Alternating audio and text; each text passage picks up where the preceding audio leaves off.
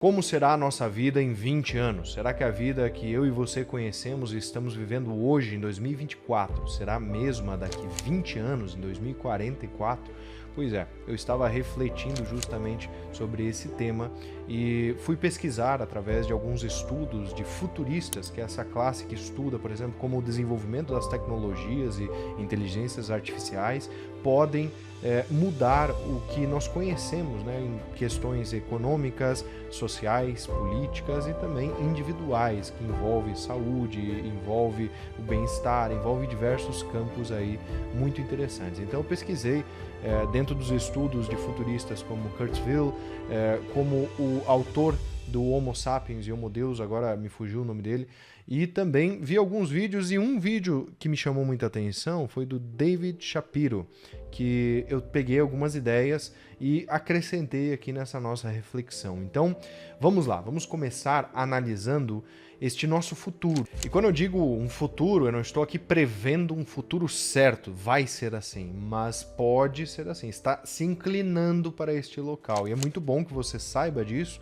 para você tomar uma atitude agora na sua vida e não deixar a vida passar e quando vê, passou uma oportunidade, passou alguma ideia que eu podia ter aproveitado, uma onda que eu podia ter aproveitado, não aproveitei.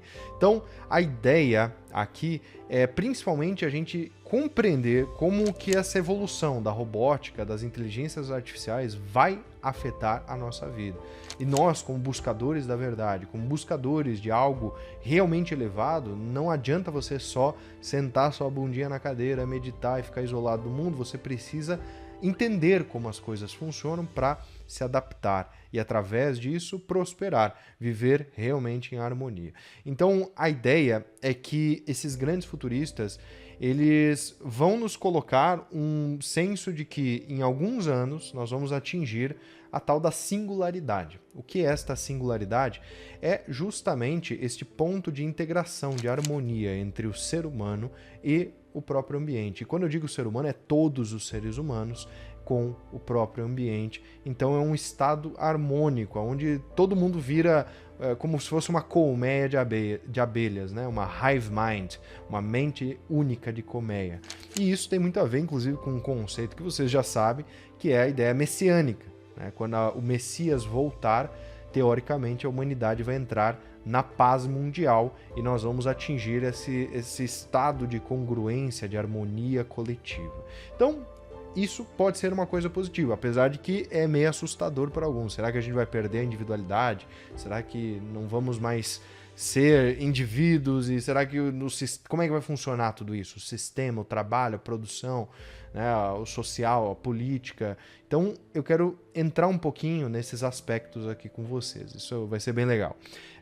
Bom, segundo esses futuristas, nós temos alguns tipos de inteligência artificial. Hoje em dia, nós temos a Artificial Narrow Intelligence, que é a ANI, então ANI, que é essa inteligência artificial mais simples, por assim dizer, mas que já é algo que todos nós usamos, né? A Siri do celular, Alexa, Cortana e outras, por exemplo, o próprio ChatGPT, né, e esses outros que estão sendo lançados, eles estão nessa classificação.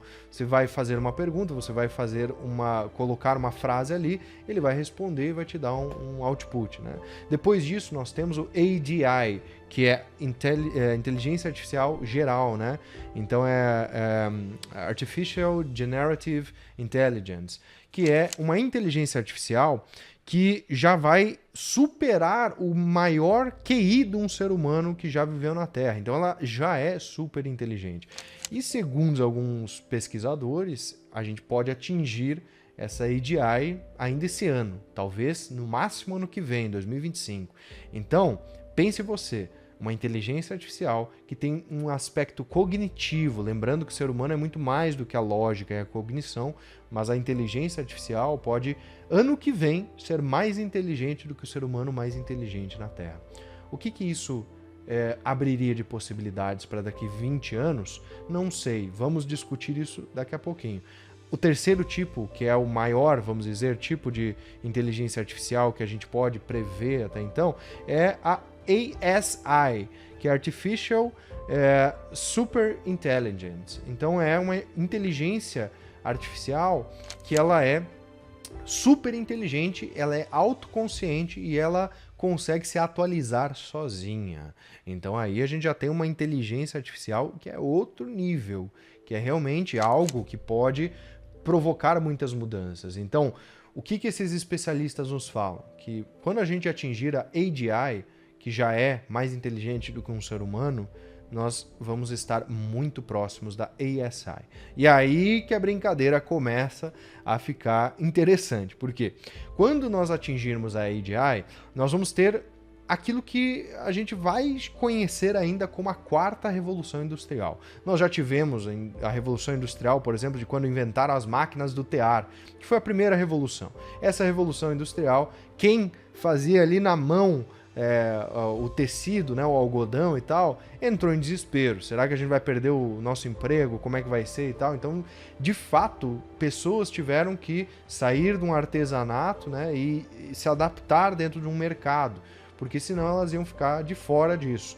Nós tivemos a segunda, nós tivemos a terceira revolução industrial e cada uma delas tiveram as suas particularidades, não vou entrar em detalhes. Se você quiser que eu fale sobre as revoluções industriais, comenta aqui embaixo que eu faço um vídeo falando sobre isso, mas eu acho que esse é outro tópico. Mas enfim, é a evolução, né? A linha de montagem, Fordismo, Taylorismo, e depois vai evoluindo até o que a gente tem hoje com essa sociedade um pouco mais arrojada em níveis administrativos, inclusive, de produção e consumo também, né?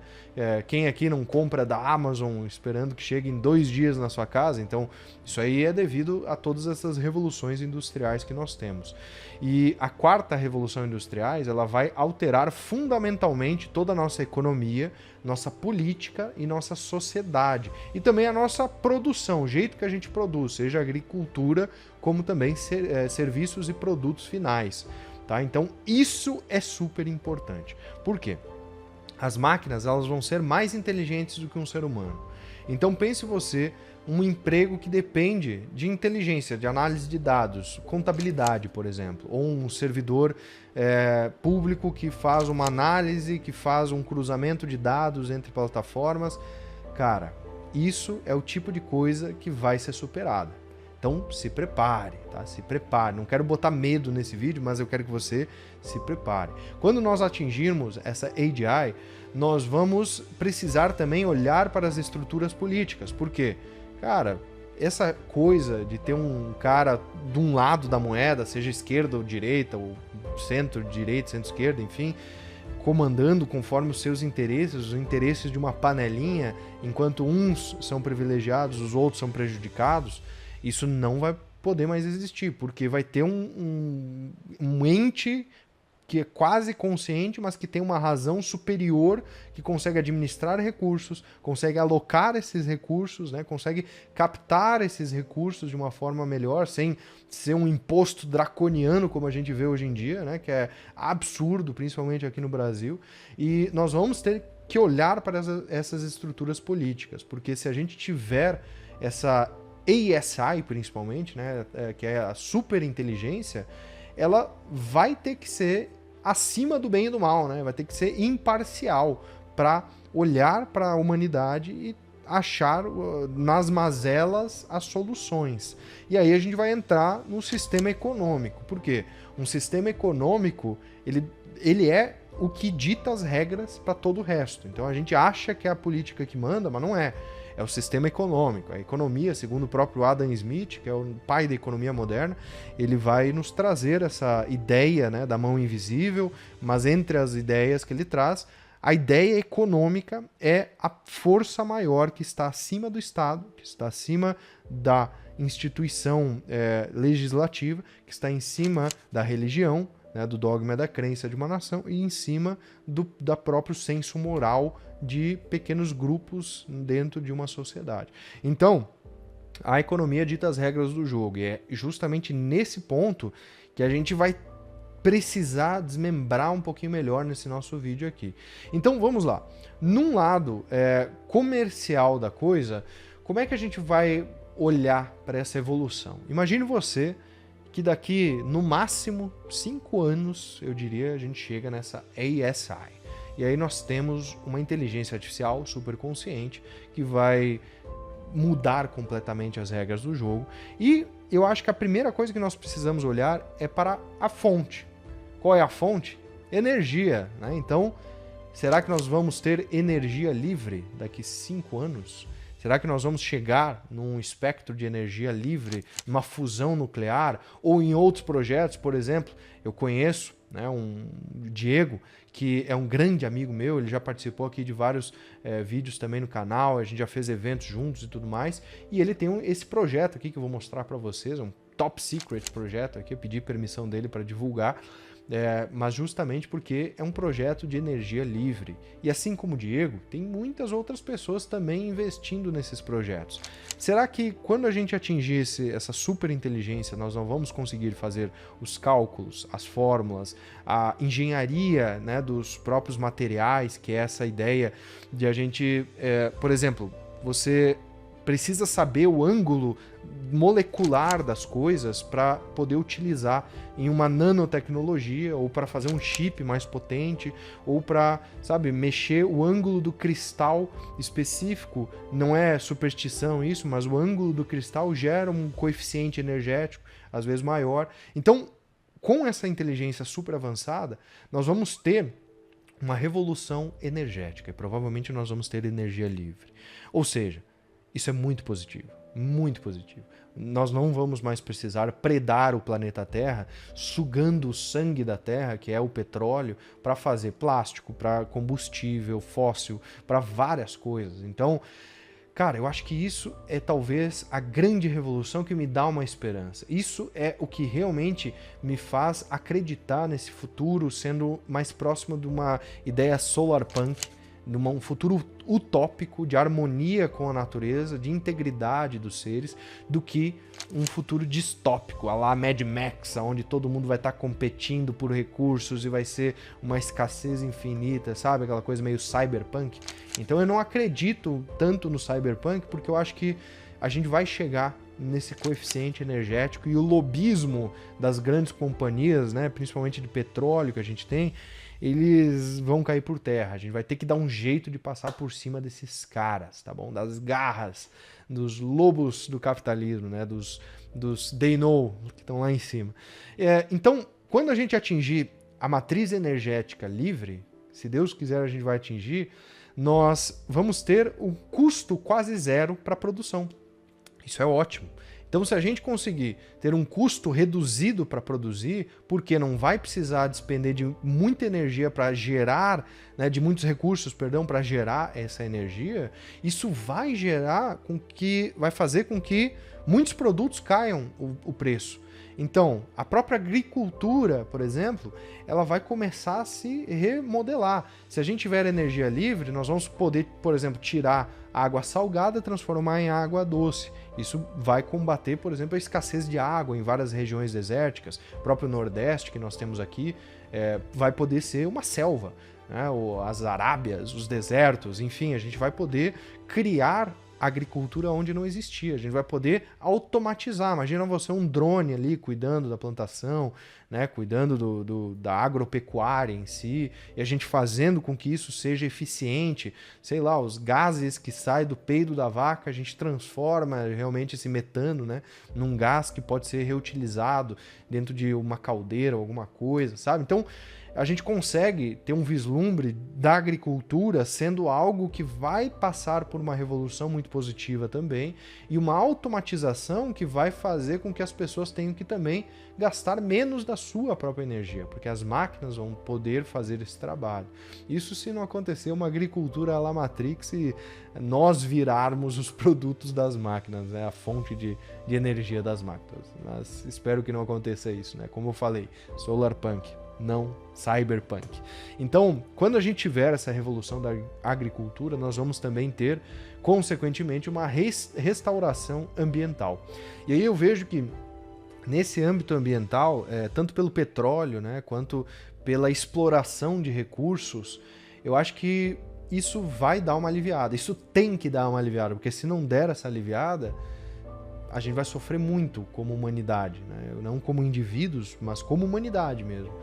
Como indivíduos a gente já sofre, né? Como humanidade a gente ainda vai sofrer muito mais se a gente não mudar essas diretrizes. Então eu espero que com essas revoluções de superinteligência mude um pouco política, mude a economia para mudar a produção de energia, para mudar a produção de recursos e para mudar a exploração também desses recursos de matéria-prima, né? Aí a gente consegue também ter esse sistema, essa congruência entre vários aspectos que vão mudar, né? E aí é lógico que isso vai impactar numa reconstrução social, porque, cara, em alguns locais pode ser que as pessoas percam o emprego e vão ficar carentes, né?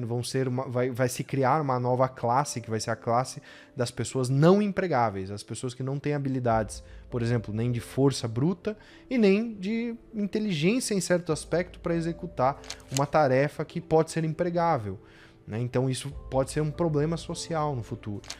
Então a gente resolve alguns problemas, mas também cria outros, né? Então isso é um aspecto para a gente analisar numa pós-economia. Como é que seria a pós-economia? Aliás, vamos deixar isso para um outro vídeo, né? A pós-economia, se você quiser que eu faça esse vídeo analisando aspectos macro e microeconômicos, alguns aspectos de intervenção, por exemplo, dessa questão social e tal, comenta aqui embaixo que eu vou fazer esse vídeo. Se a gente tiver, 1000 likes nesse vídeo, eu faço esse próximo vídeo, tá bom? Mas deixa o comentário aqui também para fortalecer. E foi justamente pensando em tudo isso que eu estou falando aqui nesse vídeo e o que eu vou falar ainda para você, que eu elaborei um evento totalmente gratuito que vai ser chamado da Renascença Digital. Um evento para artistas, empreendedores, autônomos e terapeutas que querem escalar os seus negócios, estar à frente nessa nova onda de revolução que nós vamos ter. Estamos começando a viver ela agora e se você se adiantar, você vai estar na frente e vai poder aproveitar essa onda para prosperar. Então, para você fazer o seu cadastro nesse evento, é só você clicar no primeiro link que está aqui embaixo ou fixado nos comentários para que você garanta a sua vaga. Esse é um evento fechado que eu vou fazer e as vagas são limitadas. Mas aproveite porque ele é um evento gratuito que eu vou passar muita informação de valor para você lá se posicionar e transformar esse momento que parece ser difícil em uma oportunidade de transformar a sua carreira no verdadeiro ouro da sua vida. E voltando aqui ao nosso tópico, além da sociedade mudar, nós temos também um consumo que vai mudar. Então, o nível de consumo do ser humano, ele também vai mudar no sentido de que os produtos podem ser muito mais baratos. Por exemplo, para você construir uma casa, um estabelecimento, algum lugar pode se tornar mais barato.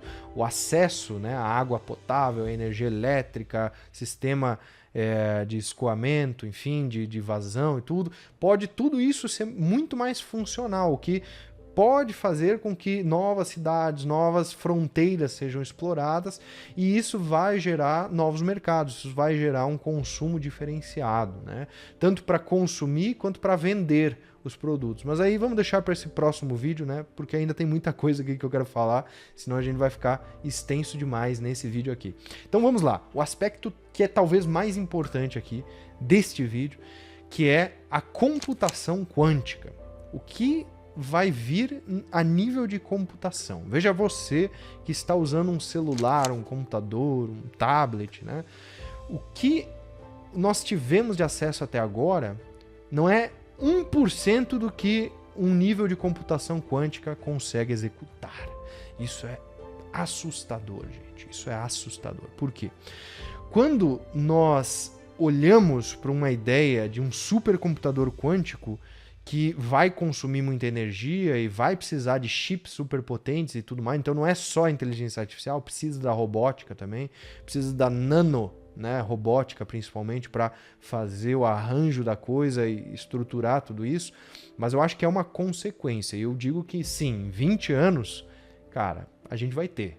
Não tem como não ter um computador quântico.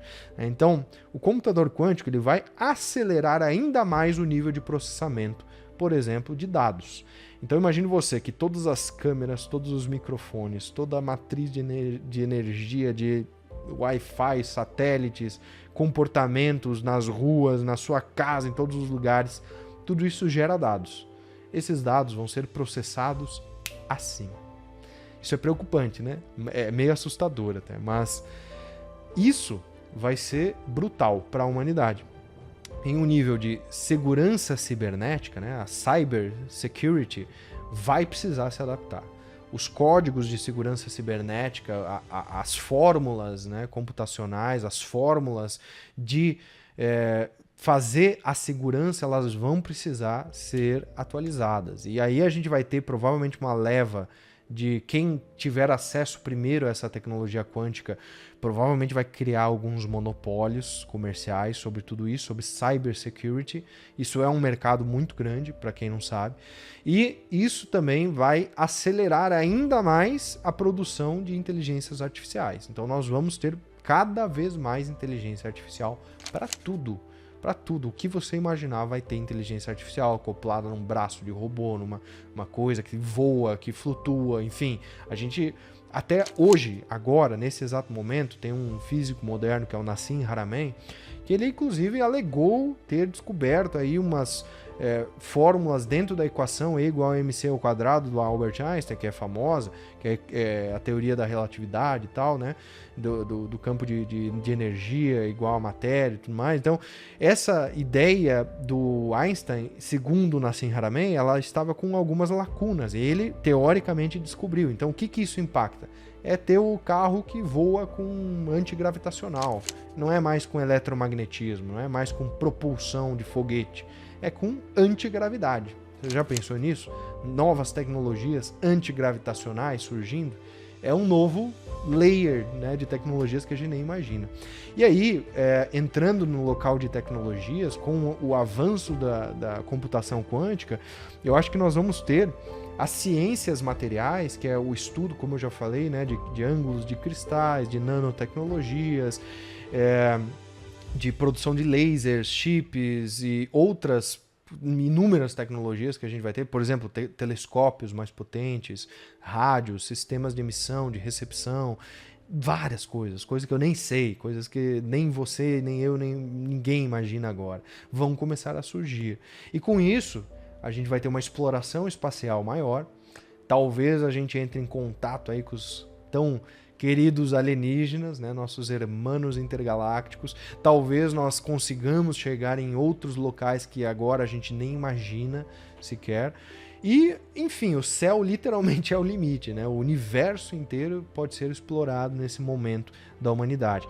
E aí a gente tem também a evolução de baterias, né? Porque, para quem não sabe, existe o grafeno hoje em dia, que é muito estudado, que é uma molécula, uma nanomolécula de carbono. Carbono, se você bota fogo em qualquer coisa, vira carbono. Então, é a matéria final e a matéria inicial, porque é a matéria da vida, né? A nossa vida é com base em carbono. Então, veja que o carbono ele tem grandes segredos alquímicos da realidade. E o carbono em uma nanopartícula, que é quase bidimensional, ele pode ser arranjado de um jeito que conduz eletricidade, armazena e, enfim, é infinitamente melhor do que fazer bateria, por exemplo, de lítio. Né? Então, e é mais estável, não explode. Né? Então, a gente pode ter uma revolução, pode não, vai ter uma revolução absurda no nível de baterias, de armazenamento de energia, de quantificação de dados, de acúmulo de memória, de várias coisas que vêm com essas nanotecnologias. E, falando em nanotecnologia, nós temos a questão da genética, né? Não posso deixar de falar de genética aqui nesse vídeo. Por quê? Se nós evoluirmos nesse ponto que eu estou falando, nós vamos ter, com certeza, membros, né, próteses genéticas que vão ser biotecnológicas, então um novo layer também de tecnologias biológicas, onde a tecnologia pode ser a base de matéria orgânica, então a gente provavelmente vai ter isso em algum momento aí desses 20 anos. Nós provavelmente vamos ter uma evolução muito forte na medicina, e aqui eu quero fazer um ponto de reflexão com vocês muito importante. A indústria farmacêutica é a grande mentira que nós temos hoje em dia, né? Porque é uma das indústrias mais ricas do mundo e uma das que mais controlam, porque às vezes eles produzem doença para vender a vacina, para vender o remédio, né? E isso é uma realidade, tá, gente? Isso não é uma teoria da conspiração. E dentro dessa realidade da indústria farmacêutica, a gente também tem um lobismo em proteção de patentes. Então, as patentes, por exemplo, de um remédio que você toma para dor de cabeça, ela precisa ser defendida. Então, esse posicionamento comercial de uma indústria farmacêutica, de um laboratório que fez aquele medicamento, ele vai investir cada vez mais recursos para lucrar com aquilo. Ele não está interessado, muitas vezes, em descobrir a cura para o câncer na unha do dedão do pé. Ele não está interessado nisso porque esse é um mercado muito pequeno. Então, em questões mercadológicas, o nível de pesquisa para você investir e descobrir a cura e a vacina, ou whatever que seja, de qualquer mercado, é muito alto para eles despenderem recursos, energia e tudo mais naquilo. Então eles descobrem uma coisa e eles ficam naquilo muitos e muitos e muitos anos. Eles ficam em cima daquilo para tirar lucro, para extrair, exaurir os recursos antes que aquela patente vença, né? Se eu não me engano, tem uma garantia de exploração das patentes farmacêuticas de mais ou menos uns 5 anos, eu acho, que quem descobre tem hegemonia, monopólio sobre aquela patente por tanto tempo. Depois todas elas podem fazer o famoso genérico, né? Que todo mundo aqui já comprou na vida.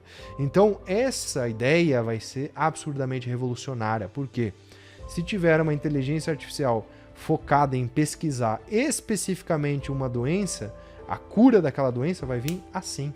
Então, provavelmente a cura do câncer, cura de várias coisas, AIDS, essas coisas assim que faz com que a indústria farmacêutica lucre muito, isso vai começar a existir. E a não ser que tenha interesses de lobismos individuais ou, né, de grupos ali dessa indústria que não queiram que isso venha à tona, aí nós vamos ter uma revolução, sim, na medicina. Nessa ideia da longevidade, da saúde, né? E com a saúde, o que vem na nossa mente? Viver mais anos, com mais qualidade de vida, com mais bem-estar, mas também trabalhando por mais tempo. Então, se antes a jornada de trabalho de um ser humano normal, né, médio, vamos dizer assim, é de mais ou menos 35, 40 anos, agora a gente pode esperar que um ser humano fique válido, entre aspas, para trabalhar por muito mais décadas. Talvez a gente viva tempos que nem os tempos bíblicos lá, né, 900 anos, já pensou? Lógico, sendo bem ambicioso, né? Mas eu acho que em 20 anos nós vamos evoluir a ponto de subir a régua, pelo menos para viver até 100 anos com uma qualidade de vida bem legal. 120 anos, quem sabe? Então, eu acho que essa visão vai fazer com que a régua suba também. Então, aquela pessoa que começou no mercado com 20 anos, ele vai ficar no mercado até os 80. Isso é assustador, mas também é interessante, porque alivia um pouco essa carga de tipo, eu tenho que fazer tudo muito rápido. Talvez a gente tenha mais tempo para fazer as coisas com mais calma, com mais tranquilidade, ou talvez não. Talvez realmente quem está lá no mercado há tanto tempo já tem tanta experiência de mercado que começa a se criar um monopólio daquele nicho, né? E aí a gente tem um outro conceito de mercado que é os Red Oceans, né? Os oceanos vermelhos e oceanos azuis. Essa é uma estratégia mercadológica. Se você quiser que eu fale sobre isso, deixa um comentário aqui embaixo também que eu faço um vídeo sobre a estratégia do Oceano Azul, que é bem interessante para você que tem esse interesse mais em empreendedorismo, tá? E isso é lógico que nos faz pensar sobre sistema de aposentadoria, né? E essa ideia de sistema de aposentadoria, eu já acho que é uma furada, então eu acho que você precisa se garantir realmente, né? Fazer pelo viés mais empreendedor, construir um legado. Eu acredito muito no legado que a gente pode deixar aqui na humanidade e também que a gente constrói para nós e para os nossos entes mais próximos. E com isso... Mas sobre construção de legado, já falei para você, né? Participa do Renascença Digital, que lá eu vou te ensinar a construir o seu legado dentro dessa onda de revolução tecnológica que nós estamos começando a vivenciar. Você ainda tem muito tempo para isso, mas não deixa o tempo passar. Entra agora, tá bom? E bora lá. Quando a gente fala sobre esse lado, né, de aposentadoria, de invalidez às vezes, a gente precisa entender que o mercado, ele vai ter que, a economia, no caso, o sistema, né, ele vai ter que abraçar as pessoas e vai ter que arrumar espaço para tudo isso. Então a gente vai ter pessoas que, com esse tempo extra, vão conseguir construir mais coisas no seu legado, mas a gente também vai ter pessoas que vão ter, vamos dizer, muito tempo de ócio ou de invalidez, né, que é essa coisa de... não estou dizendo que quem é acima da idade é inválido, tá? Não me leve a mal. Eu acho que as pessoas acima da idade, o que carece às vezes da energia, sobra em experiência, inteligência. É isso que vai contar daqui para frente, tá? Então, eu acho que quanto mais velha a pessoa, mais experiência, mais ela tem bagagem, mais ela vai conseguir se sobressair até dentro desse modelo. E eu acredito muito que, sim, esses modelos novos, esses negócios, toda essa nova ideia mercadológica e sistêmica que vai surgir, vai gerar um efeito dominó, vai gerar um efeito contínuo mais profundo e vai ter mudanças sistêmicas, vai ter mudanças na forma com que nós produzimos, consumimos, trabalhamos, interagimos uns com os outros, porque também tem um aspecto virtual, né, de criar um mundo de realidade paralela que a gente já está vivendo, mas que vai ser muito mais profundo e às vezes as pessoas não vão mais nem querer, sei lá, viajar, sair de casa, vai botar óculos de realidade virtual e vai entrar, plugar em outra realidade, né? Então, aí existe um universo que é inimaginável, vamos dizer assim. Vai ter as pessoas que não vão querer viver a realidade e vão ter as pessoas, assim como acredito eu e você, que vão usar desses artifícios do desenvolvimento tecnológico e das inteligências artificiais para prosperar. Então é uma era de ouro para muitos, é uma era de ouro para aqueles que realmente souberem aproveitar essa era. E para aqueles que não souberem, quiserem só entretenimento, deixa essas pessoas para lá e vamos focar realmente naquilo que importa. Então eu diria que, em suma, as minhas previsões, elas são mais ou menos essas. E aí abre espaço, lógico, para que essas pessoas que vejam isso como uma oportunidade entendam como prosperar e enriquecer de uma forma quase automática e sobra mais tempo para curtir a família, para ficar com as pessoas que você gosta, para fazer as coisas que você quer, para viajar, para conhecer novas culturas, para fazer vivências espirituais, para viver um outro lado da vida, né? Um lado que antes parecia impossível porque a gente estava naquela corrida dos ratos, a gente ficava trabalhando incessantemente e tudo mais. Então eu acredito muito que este é um momento onde a espiritualidade vai aflorar. Vai ter um momento de crise? Vai. Eu vou falar disso quando esse vídeo atingir 1000 likes, eu posto aquele outro falando sobre a economia mais profundamente, né? E, enfim, a espiritualidade há de prosperar. Senão, o que será de todos nós se a espiritualidade não prosperar? Então faça a sua parte, haja com amor e deixa o seu like aqui no final desse vídeo, se você chegou até o final. Comenta aqui embaixo se você realmente chegou até o final, o que você acha de tudo isso. Qual é a sua opinião para daqui 20 anos diante de tudo isso que eu acabei de te falar? Você concorda, discorda, mais ou menos, tem um outro viés de pensamento? Quais as implicações que você acha que vai ter? Porque tudo isso é importante. E quando a gente compartilha, a gente cria uma congruência maior. E eu adoro ler os comentários de vocês, tá bom? Então, forte abraço, nos vemos no próximo vídeo. Tchau, tchau.